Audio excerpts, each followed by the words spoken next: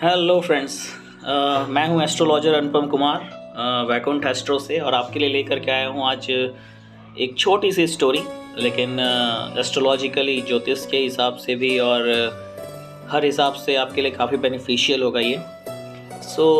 कहानी कुछ ऐसी है कि एक बार अर्जुन और कृष्ण जी जा रहे होते हैं किसी जंगल से, और वहाँ जंगल से जाते वक्त उन्हें अचानक से एक ब्राह्मण दिखाई देता है जो भीख मांग रहा होता है। तो अर्जुन उससे पूछता है कि आप ब्राह्मण होकर के भीख क्यों मांग रहे हैं। तो ब्राह्मण कहता है कि उसके और उसकी वाइफ के पास कुछ खाने के लिए है नहीं, सो दैट्स वाई।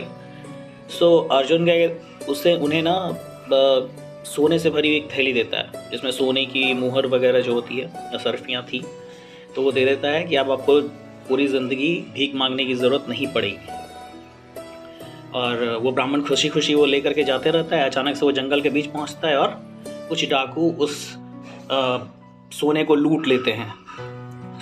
काफ़ी निराश हो जाता है ब्राह्मण, और अगले दिन फिर से भीख मांगने के लिए वहीं खड़ा होता है। फिर अगले दिन जब उधर से अर्जुन और श्री कृष्ण जा रहे होते हैं तो अर्जुन उन्हें फिर से देखता है और वो आश्चर्य में पड़ जाते हैं। अर्जुन जी पूछते हैं कि आपको तो कल मैंने सोने की असरफी दी थी, वो कहाँ है और आप फिर से क्यों भीख मांग रहे हैं। तो जो ब्राह्मण था उसने सारी स्टोरी बताई उनको कि कल क्या क्या हुआ उसके साथ, जंगल में कैसे डाकू ने लूट लिया। इस बार अर्जुन ने डिसाइड किया कि इस बार वो सोना नहीं दे करके उसे प्रीशियस स्टोन देगा, कीमती पत्थर, जिसको वो धीरे धीरे, जिसे डाकू लेंगे नहीं, छीनेंगे नहीं, और वो आराम आराम से बेच करके उसको यूज़ करेगा। ब्राह्मण फिर से खुश हो गया इतने सारे कीमती पत्थर को देख करके, और फिर से अपना खुशी खुशी धन्यवाद करके घर लौटने लगा।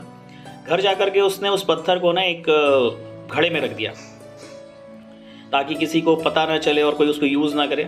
और उसकी वाइफ भी, चूँकि पत्थर अब जो जानते हैं कि हीरे की पहचान जौहरी को होती है, तो उसकी वाइफ को भी नहीं समझ में आया।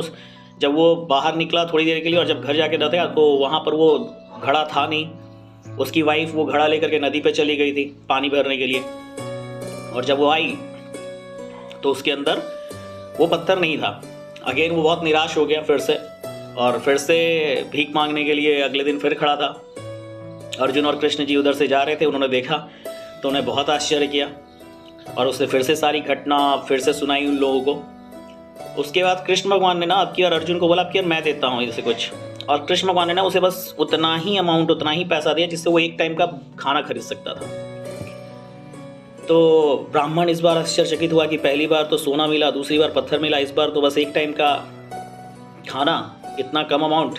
फिर वो चुपचाप रख लिया और रख करके वहाँ से चला गया आगे। जब ब्राह्मण अपने घर की तरफ जा रहा था तो उसने क्या कहते देखा कि एक मछुआरा है जो एक मछली को जाल में फंसा करके बाजार में बेचने जा रहा था।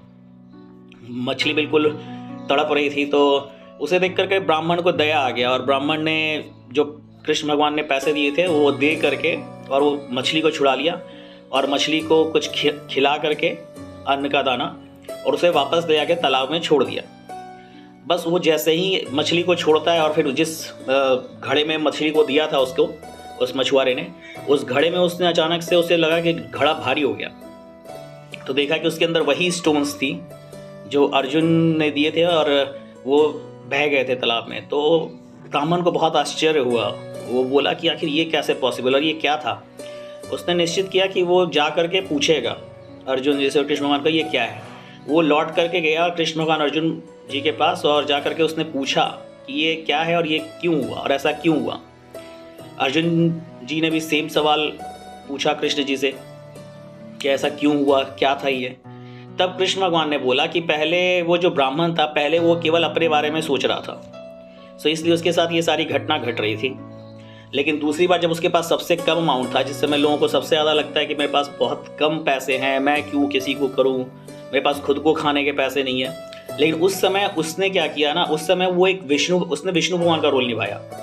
लाइक विष्णु भगवान श्री हरि कौन है? सस्टेनर ऑफ यूनिवर्स, जो संचालन करते हैं, सबको पालन करता, पालनहार है। तो जैसे ही उसने भगवान का रोल निभाया ना वहाँ पर, विष्णु भगवान का एक सस्टेनर का रोल, और उसने अपने आप को पहले तवज्जो नहीं दे करके इम्पोर्टेंस दे दिया एक जीव को, कि वो मछली मर रही थी और उसको उसने हेल्प कर दिया खिला करके।